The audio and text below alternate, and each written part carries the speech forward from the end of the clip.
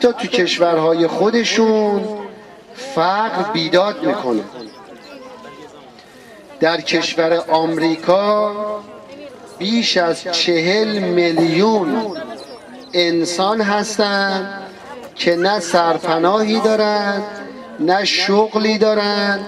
آب خوردن نداره. بسیار خوب. یک پسر داره، یک پسر موندن دومی. امسال یا سال دیگه میاد؟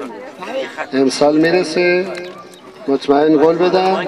خب حاجی جان، بحث آب آشامیدنی روستای سید احمد خمینی تصویب شده، امسال انشالله بهتون میدن. دسته چرا خون اومده؟ خب الان اون پارچه سفید خونی میشه، اونو بزن. آقا جون یه چسب بیارید آقا، یه چسب بزن دست پدر شهید آقا شما.